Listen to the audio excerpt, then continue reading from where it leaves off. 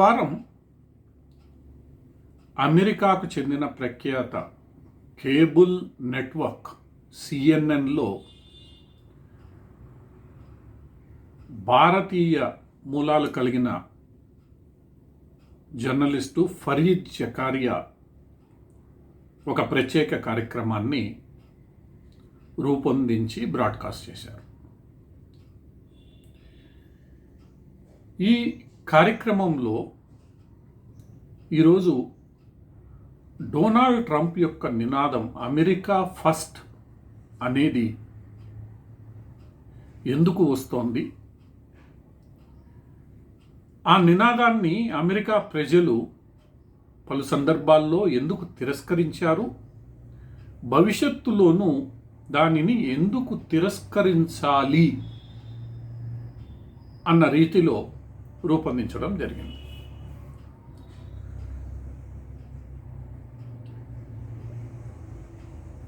ఈ మొత్తం ప్రత్యేక కార్యక్రమంలో ముందుగా చరిత్ర ఘటనాక్రమాన్ని మొదటి రెండవ ప్రపంచ యుద్ధం తర్వాత జరిగిన పలు సంఘటనల ఆధారంగా మొదలుపెట్టడం జరిగింది. 1940ల వరకు యూరోప్ ప్రపంచ రాజకీయాలను శాసిస్తూ ఉండేది. యూరోప్లో ఉండే Britain, France, Spain, Portugal, Dutch లాంటి దేశాలు ప్రపంచవ్యాప్తంగా పలు దేశాల మీద ఆధిపత్యాన్ని చెలాయించాయి. వాటిని రాజ్యం చేసేవి. దీన్నే మనం కలోనియల్ వ్యవస్థగా పేర్కొనడం జరుగుతుంది. ఈ కలోనియల్ వ్యవస్థలో ప్రపంచం మీద ఆధిపత్యం సాధించడానికి ఈ యూరోపియన్లు కొన్ని శతాబ్దాలుగా కొట్టుకొని చస్తూ ఉంటారు. ఫ్రాన్సు, ఇంగ్లాండ్ల మధ్య ఎన్నో యుద్ధాలు జరిగాయి. ఫ్రాన్సు, ఇటలీ మధ్య ఎన్నో యుద్ధాలు జరిగాయి. ఇటలీ, ఇంగ్లాండ్ మధ్య ఎన్నో యుద్ధాలు జరిగాయి.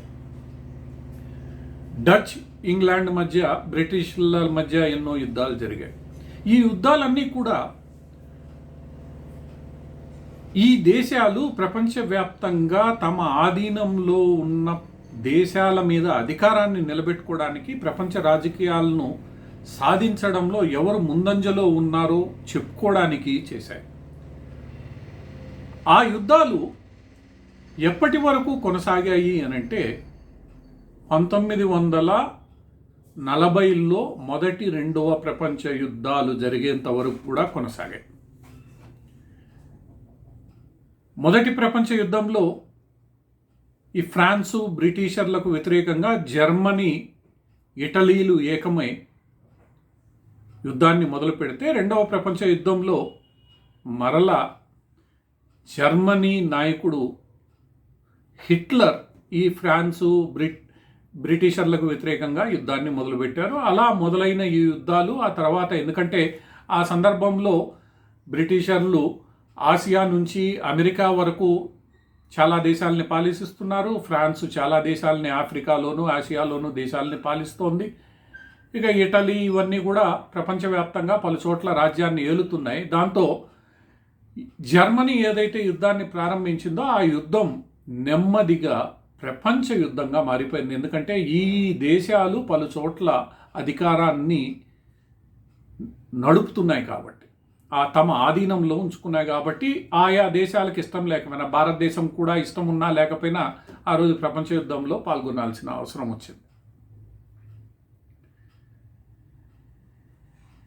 ఈ వృత్తాంతాన్ని ఈ డాక్యుమెంటరీలో ఫరీద్ జకారియా ఉదాహరణగా చూపుతూ, నాడు అమెరికా అధ్యక్షుడు చొరవ చూపి ఇలాంటి యుద్ధాలు యూరోప్లో భవిష్యత్తులో జరగకుండా ఐక్యరాజ్య సమితి అనబడే ఒక సంస్థను ఏర్పాటు చేయడమే కాకుండా, నాడు నెమ్మదిగా ప్రాబల్యం సంతరించుకుంటున్న కమ్యూనిస్టు సిద్ధాంతాన్ని అడ్డుకోవడానికి వీలుగా నాటోను ఏర్పాటు చేశాడని, ఈ నాటో కూటమి ఏర్పడిన తర్వాత 1945 నుండి నేటి వరకు ఇలాంటి యుద్ధాలు ప్రపంచంలో జరగలేదని, ఏ దేశ సరిహద్దును కూడా మరొక దేశం ఉల్లంఘించే ప్రయత్నం చేయలేదని, ఒకవేళ ఉల్లంఘించే అంటే సార్వభౌమత్వాన్ని ఉల్లంఘించే ప్రయత్నం చేస్తే ఈ అమెరికా నేతృత్వంలోని పాశ్చాత్య దేశాలు దాన్ని తీవ్రంగా అడ్డుకున్నాయని, అణిచివేశాయని, అందుకు ఉదాహరణగా కువైట్ ఆక్రమణ కావచ్చు, ఆఫ్ఘనిస్తాన్ను ఆక్రమించిన సోవియట్ కు వ్యతిరేకంగా జరిగిన పోరాటాలు కావచ్చు, ఇలాంటి వాటిని ఉదహరిస్తూ నాడు అమెరికా తీసుకున్న చొరవ, అమెరికా ఆధిపత్యం కారణంగా ఈరోజు ప్రపంచంలో శాంతి నెలకొని ఉందని ఈ కార్యక్రమంలో ఆయన ఒక అభిప్రాయానికి వచ్చారు. అదే సందర్భంలో అమెరికా చేసిన తప్పులను కేవలం 2 వాక్యాల్లో కొట్టిపారేశారు. ఈ విషయంలో అమెరికా చేసిన తప్పులు కూడా చాలా ఉన్నాయి, ఆ తప్పులకు ఈరోజు ఇబ్బంది పడుతోంది అని అంగీకరించారు. కానీ అమెరికా తీసుకున్న ఆధిపత్యం కారణంగానే 1945 తర్వాత నేటి వరకు ప్రపంచ యుద్ధం వచ్చే అవకాశం లేకుండా పోయిందని, యూరోపియన్ల మధ్య తగాదాలు జరగడం లేదని, మిగతా చోట్ల ఎక్కడైనా దేశ సార్వభౌమత్వాన్ని ఉల్లంఘిస్తే చర్యలు తీసుకోబడ్డాయని ఆయన అమెరికా ఆధిపత్య కారణంగా ఏర్పడిన లాభాలుగా చూపిస్తూ ఉదాహరణలు తెలియజేశారు. కానీ అమెరికా ఆడిన ఆటలు అన్నీ ఇన్ని కావు. ఈరోజు కాశ్మీర్ను ఇంత దారుణ స్థితికి తీసుకొచ్చింది అమెరికానే, ఆఫ్ఘనిస్తాన్ను తగలబెట్టింది అమెరికానే, జిహాదీ సంస్కృతి పేరుతో ఎన్నో దేశాలలో నేటికి ఉద్రిక్తతలు రెచ్చగొట్టింది అమెరికానే. ఈరోజు కూడా సిరియాలో వేలాది మంది చనిపోతున్నారు, అందుకు కారణం అమెరికానే. అంటే ఈ సోకాల్డ్ లిబరల్ సెక్యులర్ హక్కుల వాదులు ఎవరైతే ఉన్నారో, ప్రజాస్వామ్యం అనబడే ముసుగుతో వీళ్ళు చేస్తున్న అరాచకాలకు ఒక అందమైన గుడ్డ కప్పి చరిత్రలో ఒకవైపు వాస్తవాల్ని తెలియజేస్తూ ప్రపంచంపై తమ అభిప్రాయాన్ని రుద్దాలని చేసే ప్రయత్నాలలో ఇది కూడా ఒకటి. ఈరోజు ఫరీద్ జకారియా ఎటువంటి వాడో అందరికీ తెలుసు. ఆయనకి జాతీయవాదం అంటే ఏమాత్రం పడదు. ఇజ్రాయెల్ ప్రజలు శాంతియుతంగా సంగీత ఉత్సవాలు నిర్వహించుకుంటే దాడి చేసి అంతమందిని చంపితే ఫరీద్ జకారియా దానిని విమర్శించాడు. ఎందుకంటే ఆయన ప్రజాస్వామ్యం, మానవతా విలువలు కేవలం యూదులకు, భారతీయులకు, అంటే భారతీయుల్లో కూడా హిందువులకు వ్యతిరేకమే.